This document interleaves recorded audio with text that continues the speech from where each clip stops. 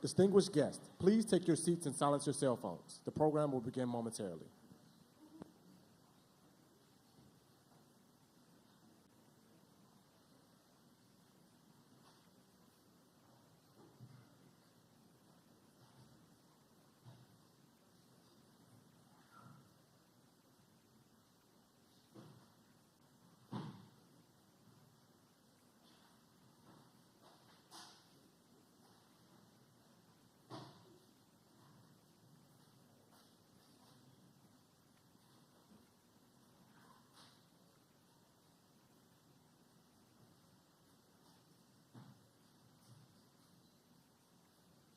Distinguished guests, please welcome Minnesota Governor Tim Walz.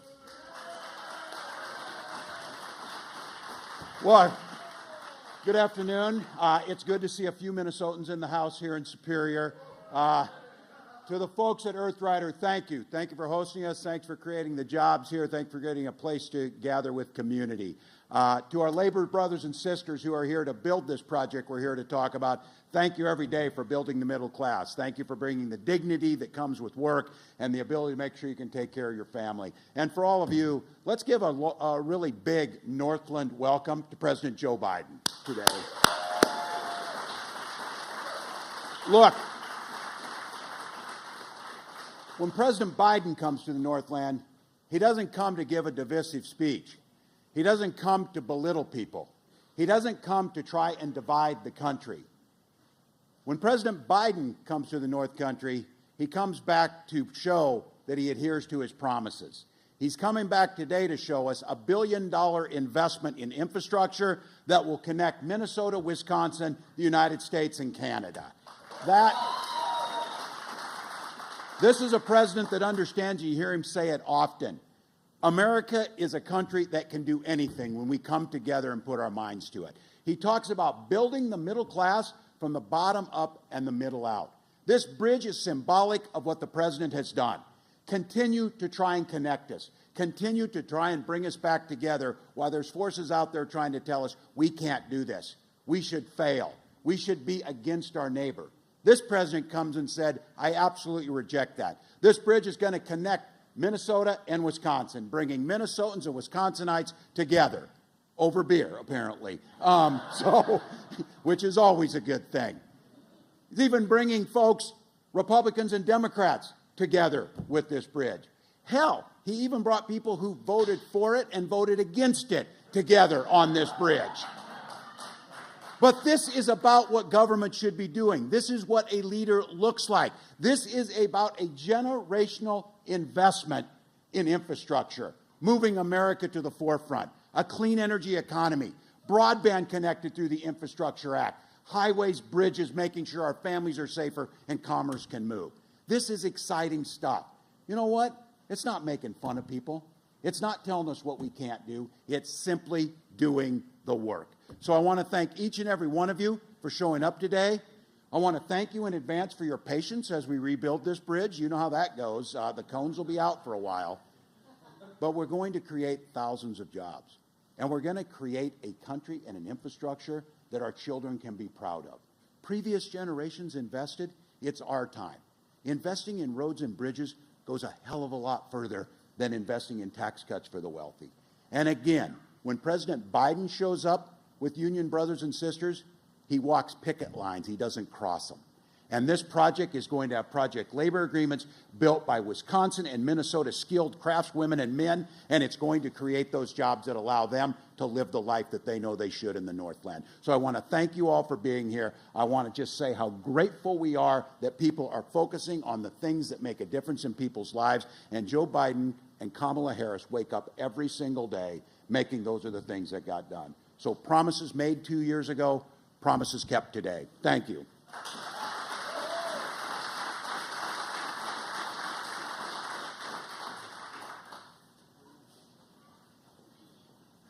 Distinguished guests, please welcome Senator Tina Smith of Minnesota. Hello.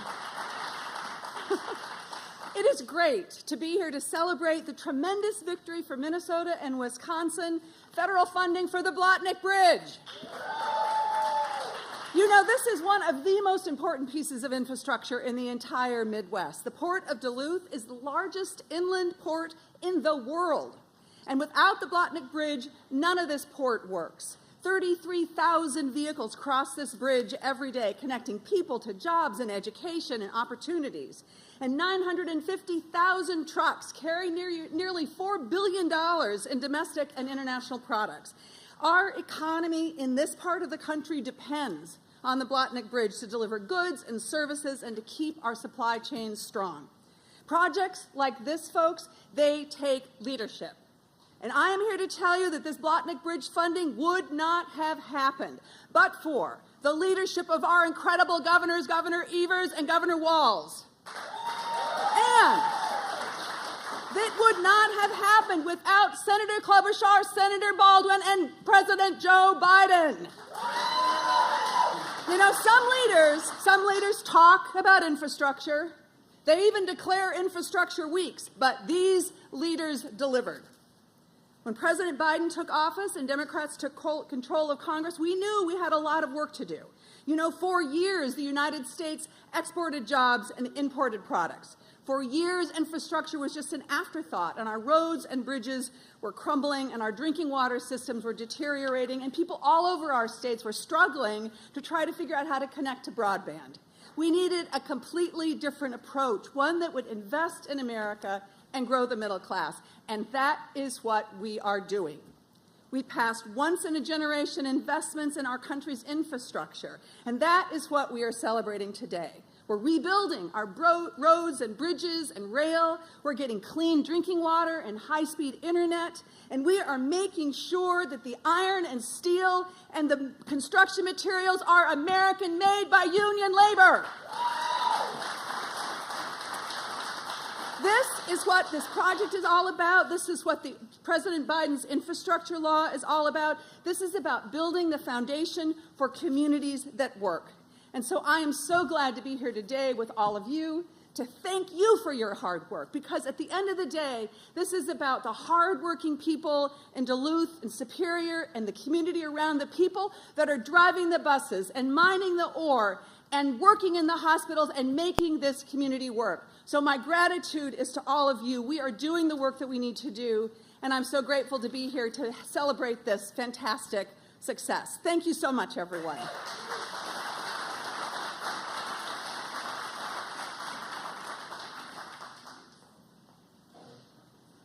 Distinguished guests, please welcome Senator Amy Klobuchar of Minnesota.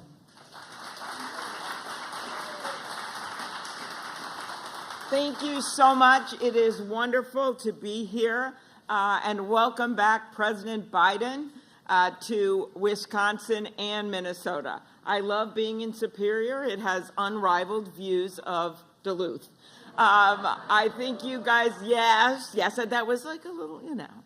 I think I'm the one to make that joke because my mom grew up in Wisconsin. I still have all my relatives on her side in Wisconsin. My dad grew up in northern Minnesota, in Ely, and I have warned the President of the United States it is not time to talk about the NFL playoffs at this particular event. It is great to be here with Governor Walz and Evers, and of course, Senator Smith and Baldwin, my good friends, the Mayor of Superior, Payne, and of course, our new Mayor of Duluth, Roger Reiner. As neighbors, I know we have some differences. But one thing Minnesota and Wisconsin can agree on is funding the Blotnick Bridge in a big way. It is critical to our region, to our state, and to our country. $4 billion in goods moving across every single year, tens of thousands of cars. And when the president chose to visit here, right after his highly lauded State of the Union address 2 years ago, he called it one of the most important bridges in the Midwest.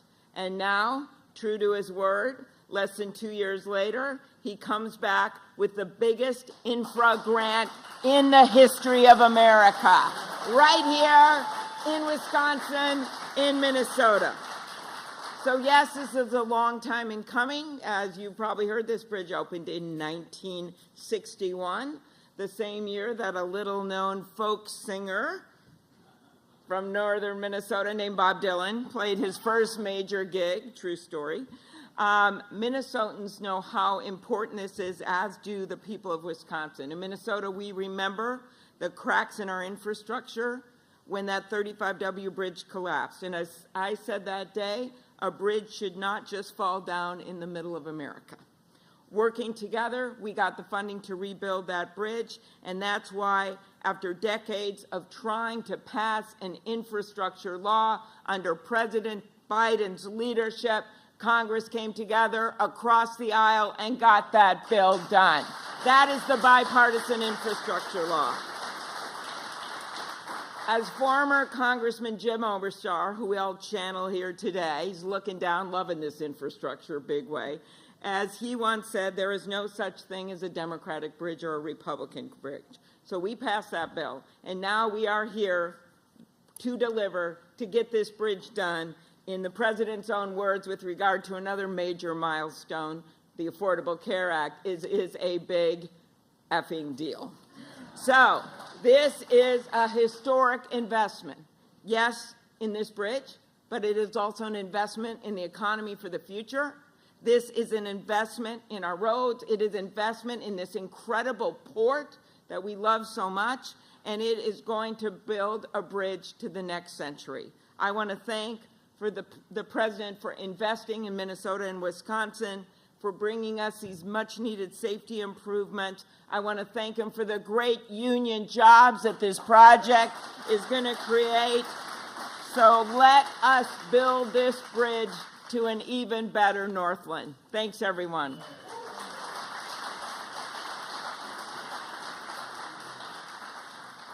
Distinguished guests, please welcome Senator Tammy Baldwin of Wisconsin.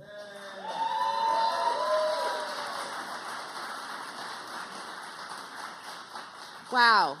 So hello, Superior. Woo! Let me start by saying we did it. Yay, this is so exciting. We are finally on the road to replacing the Blatnick Bridge. It's hard to overstate just how excited I am. You know, this is a room full of people who really understand the importance of this investment. Now, while we may talk a big game when we're talking about Packers versus Vikings, you know, I've been proud to work with leaders on both sides of the state line for years to make this a reality. Superior and Duluth are more than just neighbors. They are the twin ports. The nickname of this region represents the unique relationship between these two great cities and the industries that connect them. When we talk about working together, we often evoke building bridges figuratively. But today we're here to talk both the metaphor and an actual bridge in the Bipartisan Infrastructure Law. I was proud to vote for this legislation because I knew it would make a real difference. Yes, a real difference for Wisconsin families and businesses. And I'm proud to report that in just over 2 years, it's doing just that. This investment is creating good-paying jobs, fixing our roads and bridges, making sure clean water is coming out of the faucets, and connecting more Wisconsinites and Minnesotans with reliable high-speed internet. And to do it all, we are growing our Made in America economy.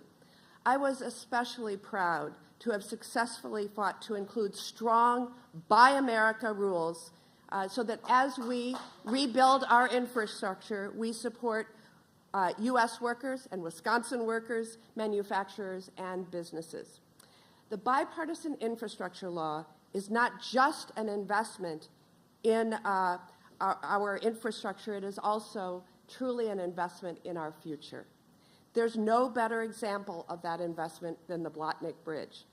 Whether it's families taking a road trip, commuters heading to work, or goods traveling to the port of Duluth Superior, tens of thousands of vehicles rely on safe passage over the Blatnick Bridge every single day.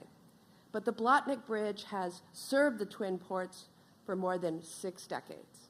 and the wear and tear is putting safety and our economic future of this region in jeopardy.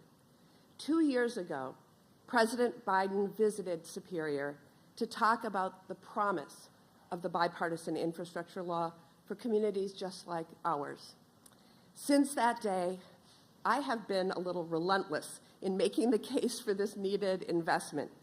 President Biden has heard from me. Secretary Buttigieg has he's on speed dial now, by the way. And we've done letters, press conferences, texts, you name it. We've all been busy at work for this.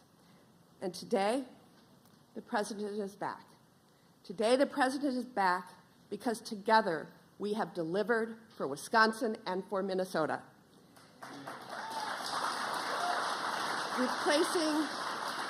Replacing the Blotnick Bridge will not only improve safety and protect our economic future, but it will put Wisconsinites and Minnesotans to work, creating jobs, supporting local businesses across the Northland. I am proud to have done my part to bring home this once-in-a-generation investment for Wisconsin. Thank you to President Biden for visiting us today to celebrate this down payment on our state's and our region's future. Just like the partnership that's gotten us to this moment, I am confident that here in the Twin Ports, we're creating something that is built to last. Thank you.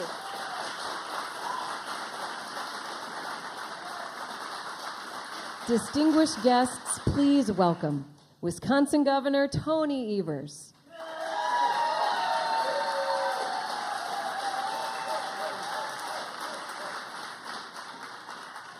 Good afternoon, folks. It is afternoon, right? I think. Anyway, it's great to be here. And, you know, I am the last speaker before the big guy comes out. And so the bad news is everything I was going to say has been said. And the good news is everything I was going to say has been said. So I'm going to narrow it down very quickly for you. I have to thank our neighbors, our folks from Minnesota. That we compete in everything. This one, we work together. Got this bridge. It's got union people working on it. Who can be better? And Governor Walz brought $400 million to the table. Thank you for that.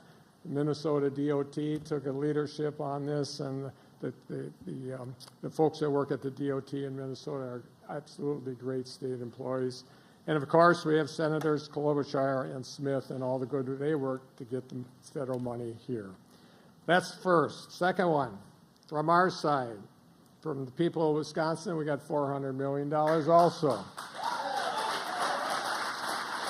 And we have the one and only great Senator Baldwin here, and she brought $7.5 million to the table using omnibus money before this happened. And Craig Thompson, I know you're here someplace, Craig. Craig's head of our DOT, extraordinary group of state employees there, and the work that they've done. So thank you. But all these things that we're doing right now, I can tell you that without Biden infrastructure bill, Biden being the president of the United States, Biden being the most pro-union president that we've ever seen. Without Joe Biden, frankly, this wouldn't happen. This would not have happened without Biden. And Joe Biden, thank you so much for the work you do for all the country, but this bridge is a huge issue for the state of Wisconsin. It's a huge issue for the state of Minnesota, and we could not have done it without you. You know, I had my State of the State speech the other night, and I had a chance to talk about all sorts of stuff, but growing our workforce is critically important in our state, and I think it's critically important any place in the country. And this is a perfect example of that. We're investing $1 billion+, but at the same time, we're also investing in our future because of the workers that are going to be on that site, the workers that are going to be, you know, it's going to be something that the people of Wisconsin, the workers in Wisconsin, will never forget. So this is a historic moment, and I'm so glad I was able to shorten my speech to tell you that. Thank you. Take care, folks. Thank you.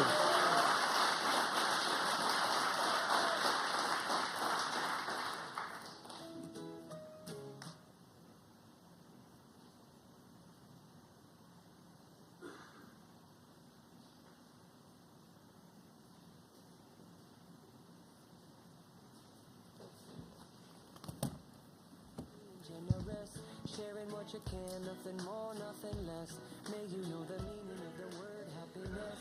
May you always lead from the beating in your chest. May you be treated like an esteemed guest. May you get to rest, may you catch your breath. May the best of your todays be the worst of your tomorrows. Whoa. Distinguished guests, please welcome owner of Earth Rider Brewery, Tim Nelson. Wow, kids! Well, that's exciting. That's exciting. Welcome, Earth Riders. I am Tim Nelson, founder and owner and manager of Earth Rider Brewery, and it's great to be here. We're on the Duluth-Superior Harbor at the base of the Blatnick Bridge.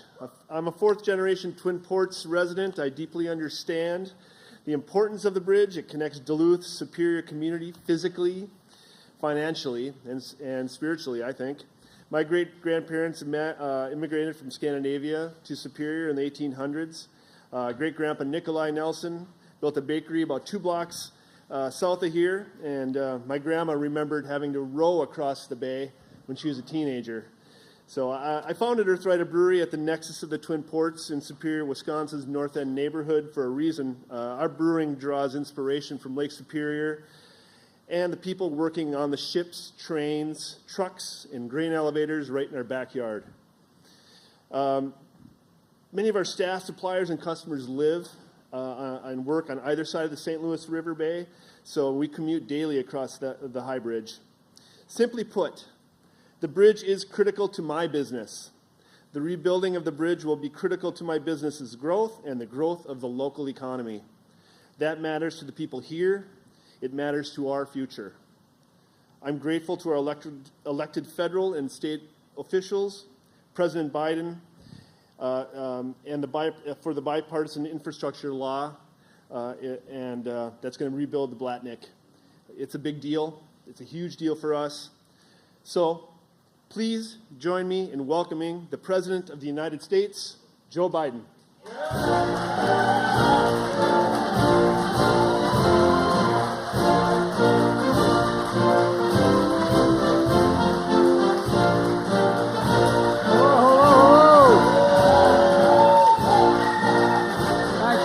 Thank you.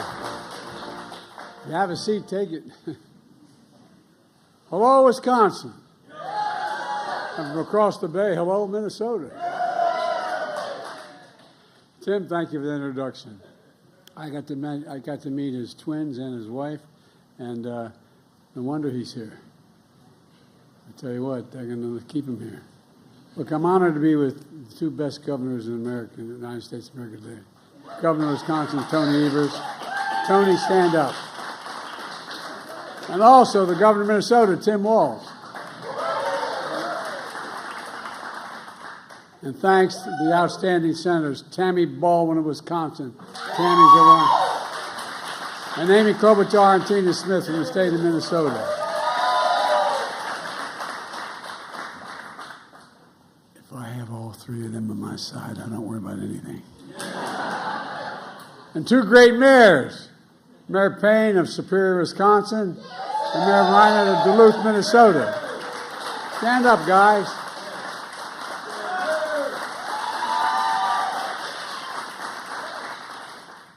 Folks, I'm here today to talk about something that doesn't get enough attention. The progress we're making to invest in America and American workers and American products. To invest in America, that's what we're doing. Bringing work, opportunity, and hope to the people and communities all across this country. Just last week, we saw the biggest jump in 30 years in how positive consumers are feeling about the economy. Things are finally beginning to sink in. We passed a lot of really good legislation. We knew it was going to take time for it to begin to take hold, but it's taken hold now and turning the economy around. We also just learned that America filed 16 million new business applications since I became president. That's a record. That's a record. And the reason I mention it, when someone files for new business, it's an example of hope, something they believe in. They believe that they can get something done, and a consequence. You know, and Tim's business right here is that act of hope as well, started a while ago. And just today we learned the economy of the United States grew by 3.1% last year. I don't want to bore you with all the detail, but, you know, the experts from the time I got elected were insisting that a recession was just around the corner. Every month there was going to be a recession. Well, you know, we've got really strong growth. Listen to this. Here's this morning's headlines from the Wall Street Journal and other papers. Quote, U.S. shatters expectations. Second headline, the U.S. economy boomed in 2023. Third, U.S. economy grew at a shocking pace. I love that shocking pace piece. But my favorites from the Wall Street Journal. Quote, what recession? Growth ended accelerating in 2023. Folks, look. And by the way, the economic growth is stronger than we had during the Trump administration. My predecessor recently said he was actually hoping for the economy to crash. His quote, hoping for the economy to crash. Can you believe it? Well, he said he's hoping because he hopes it happens soon while I'm still president. That's what he's hoping for. Well, thanks to the American people, America now has the strongest growth, the lowest inflation rate of any major economy in the world. It's because of you. We obviously have more work to do, but we're making real progress, building an economy from the middle out and the bottom up and not the top down. I was raised in a household where we had 3 bedrooms. It was a nice home, 3-bedroom split-level home and a new development of 40 homes in suburbia with four kids and a grandpa living with us. And but that trickle-down economics didn't trickle down much on my dad's kitchen table. Because when we work from the middle out and the bottom up, the poor have a shot, the middle class does really well, and the wealthy still do well. But everybody gets a shot. We all do well. You know, as the Secretary of Treasury, Janet Yellen, just said today, and I quote, the story of the middle class is not separate from the state of the economy. It's at the heart of it. You know what I'm saying? I mean, workers across industries and occupations, from firefighters to nurses to factory workers. That's the middle class. At least that's where I come from. That's what it's all about. So I'm here to announce more progress that shows that we can get big things done in America. We start believing in ourselves again. We start investing in America again. Folks, look, our infrastructure used to be the best in the world, rated the best in the world. But over a period of time, we stopped investing in America. We stopped it. We stopped investing in ourselves. And we slipped. We're now ranked the 13th best infrastructure in the world.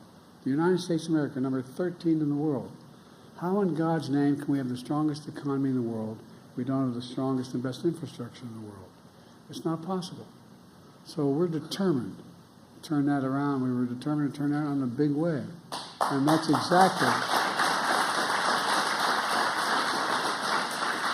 that's actually what we're doing. 2 years ago, I came to Wisconsin, this is almost this very spot, to talk about the historic Bipartisan Infrastructure Law that I signed with the support of your elected officials. The most sweeping investment to rebuild America in American history. We've already invested $6.1 billion in Wisconsin so far. $5.7 billion in Minnesota.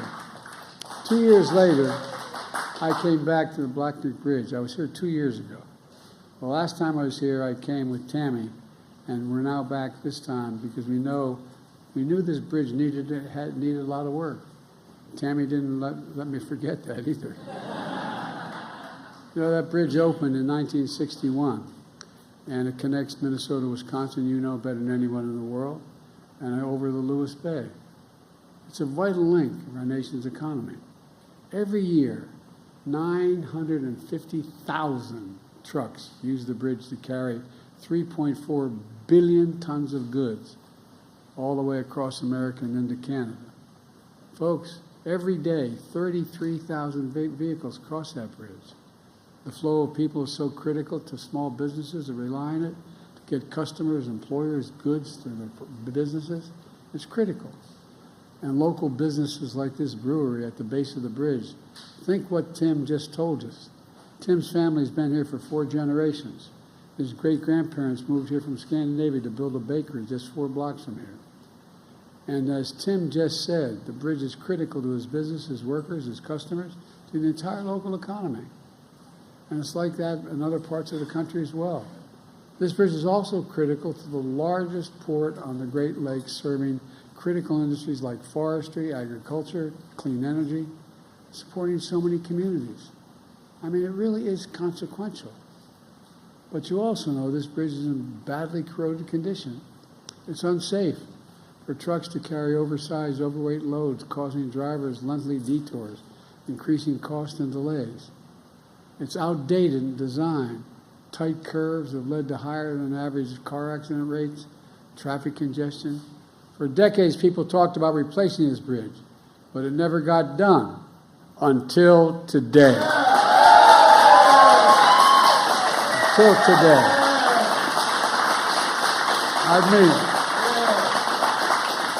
I'm proud to announce $1 billion from the Bipartisan Infrastructure Law will be used to build this new bridge.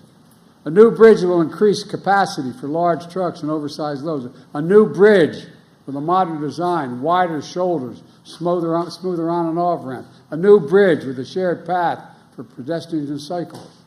And I don't want to credit your governors, and I mean it sincerely, and your state legislators for coming up with the matching money to invest in this bridge. Otherwise, it wouldn't have gotten done with your own funding. This investment is going to make a huge difference. Less traffic, fewer car accidents, faster commutes to your jobs and schools, quicker response times from fire trucks and first responders when every minute counts. Goods are going to get shipped quicker, and commerce will flow more freely instead of having to detour for up to 10 miles. Here's what else it means. It means that 10,000 new construction jobs, union jobs, are going to be created. We're investing in America, in jobs for American workers, built with American products. And that's going to, with the help of your congressional delegation, especially Senator Tammy Baldwin, we're making sure that that iron, that steel, that construction material to build this bridge is made in America.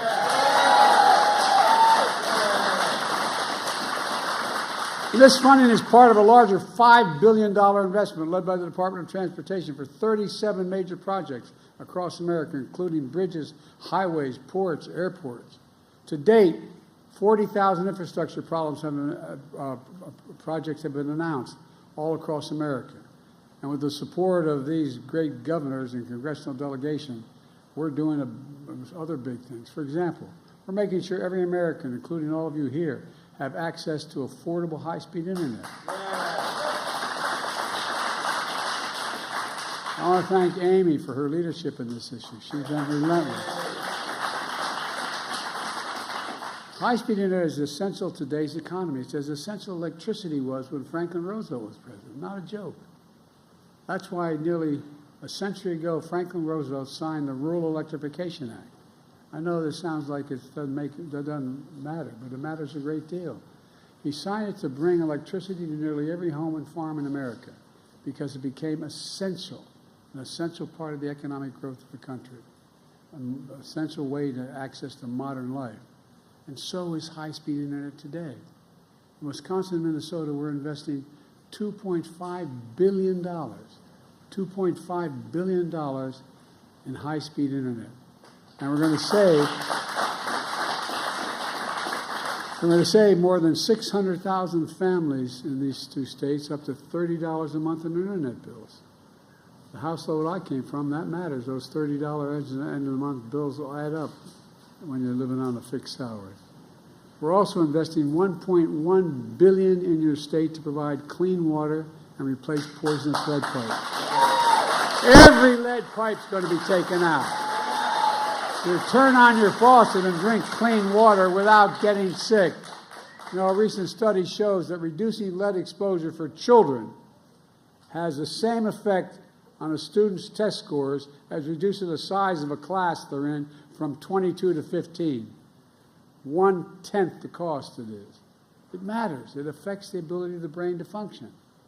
That's why we're going to eliminate every single lead pipe in America, and I promise you that. We got the money to do it now. And that's on top of another $1 billion to clean up the Great Lakes, which provide drinking water for 20 million people. 20 million people. And by the way, it used to make the beer brewed here. It is used to make the brew beer here in this refinery. Oh, Earth Rider, thanks for the Great Lakes. I wonder why it's coming. What we're doing in Wisconsin and Minnesota is just one piece of a much bigger story. Look, 14 million new jobs since I became president. 169 new jobs in Wisconsin. 200,000 in Minnesota. Nearly 800,000 new manufacturing jobs nationwide. Good paying jobs. And employment has been the lowest, been below 4% for the longest stretch in 50 years. And it's even lower in Wisconsin and Minnesota, where it stands at 3.3 and 2.9% respectively. That's our economic plan. Invest in America, invest in American products, build in America. That's what we call Bidenomics. My professor, well, I won't get into my professor. But look, my predecessor, though, he chose a different course. Trickle-down economics. Cut taxes for the very wealthy and big corporations, increasing the deficit significantly. That's exactly what happened. That's exactly what happened. And the fact is, well, I won't get into it, but I don't want to get going. He stripped good-paying jobs and shipped them overseas. Why? Cheaper labor. Rather than pay you a fair wage, ship it overseas. Lower wage costs, and then import the product, denying Americans jobs. He shrank public investment in infrastructure and education. And then the process he hollowed out communities, closing factories, leaving too many Americans behind. Look, I grew up in neighborhoods, and many of you did, in regions where you had that factory that maybe it only employed 600 people or 800 people, but it was the heartbeat of the community. And all of a sudden, one day, corporation owners decided it was cheaper to send that factory overseas because the labor was cheaper. So closed the factory, sent it overseas, imported the product from overseas, paid more money for it, and they didn't have to pay as much in labor. That's what happened. That's how we began to hollow out American labor, for real, not a joke. You know, anyway, he talked about infrastructure every week for 4 years. He's going to increase the infrastructure week. Well, we have infrastructure year. He didn't get, on my watch, instead of infrastructure week, America's having an infrastructure decade. Yeah. Look, we're rebuilding factories and jobs are coming back to America. For example, you know, when that little computer chip that everybody needs for everything from your watch to your automobile, well, guess what? We invented them. We made them more sophisticated. We used to have 40% of the market, and all of a sudden we have nothing. You know that, and so guess what? I got in a plane and went to South Korea. My staff wondered what the hell I was doing. I talked to the leader of South Korea. I said, "You have a thing called Samsung. You make a lot of these computer chips. Come to America." Well, not only they, but a total of $50 billion is coming to America, building factories in America. In America. There's a place just outside of Columbus, Ohio. They call the Field of Dreams. They're building 2 of these fabs, they call factories. They're like gigantic football fields. And guess what? They hire a whole hell of a lot of people. Not only building the facility, but working there. You know what the average salary is? $110,000 a year, and you don't need a college degree to have the job. The Midwest is coming back. And these senators right in front of you here, they delivered it. Amy delivered it. Tammy delivered it. Tina delivered it. I mean it sincerely. And you, the American people, supported it. Now, I worked with some Republicans to get the bipartisan law done, and it got done. But I'm sorry to say the vast majority voted against it. But you know what? That's okay, because we're building projects everywhere, no matter whether they voted for it or not. I promise to be a president for all Americans, whether you voted for me or didn't vote for me. Folks, we have more work to do. For example, does anyone think that the tax code in America is fair? Raise your hand if you think the tax code is fair. In 2020, 55 of the Fortune 500 company corporations paid zero in taxes. Zero in taxes. You may have heard me harp on this for a while. Federal taxes on $40 billion in profit. They paid 0 cents. But not anymore. What I was able to do is provide for funding all these programs by signing getting past a tax of just 15%. You pay more than that. But just getting up to 15%. 15% tax on these 50 corporations making $40 billion. And guess what? As a consequence, we could pay for so many of these investments we're making all across America without the deficit going. And we still brought the deficit down by $7 billion. Look, we have to do more. One of the other things that I want to mention, you know, I'll say this politely. For my entire career, I have been going after the pharmaceutical corporations. Pharmaceutical corporations in America are the best in the world. They make the best product. But whatever prescription you may be taking now, if I take that prescription for you, I'm going to fly to Toronto, Canada, London, England, Brazil, anywhere in the world, I will get that prescription by the same company filled for anywhere from 1/3 to 1/2 the cost. We get charged more than any other country in the world. Not a joke. And you pay for it, not only in your prescription, but you pay for it because Medicare pays for a great deal of this. So I've been pushing to let Medicare negotiate and say what they do. Well, with the help of your Senate and Congress congressional delegation, I finally won. And guess what? Any of you, I'm not asking you to raise your hand, but you know anybody who has a problem with diabetes, needs insulin? Well, it used to be the average cost of that insulin shot a year on a monthly basis was closer to $400. Now they cannot charge more than $35. And by the way, they're still making 350% profit. It costs $10 to make it. $10 to make it. And the guy who invented it didn't even want a patent on it because he thought it should be available to everyone. I can take you down the list. And beginning in 2025, guess what else happens? Anybody, if you know, have parents or grandparents who are taking a cancer drug, they may be paying anywhere from $6,000 to $13,000 a month for that drug. They can't do it. And guess what? No senior is going to have to pay, no matter how many drugs they have to take, more than $2,000 a month, period. Period. And they're still going to make money. They're still going to make money. And folks, I was told that that's an awful thing to do, man. It's a terrible thing to do. Guess what? Not only is it saving the individual money, it means you as taxpayers are paying billions of dollars less per month because you don't have to spend that money on Medicaid. You don't have to spend that money on Medicaid because it's a fair price. We get look. We now have. We used to, before the recession, before the pandemic, we had about 700 billionaires in America. There are 1,000 billionaires now. You know what their average tax rate is? 8%. Raise your hand if you want to trade your tax rate now for 8%. No, I'm not joking. I'm being deadly earnest. You know, it sounds like I'm making this up. 8% what they pay. That's why I proposed a billionaire minimum tax of 25%. That's not even top rate.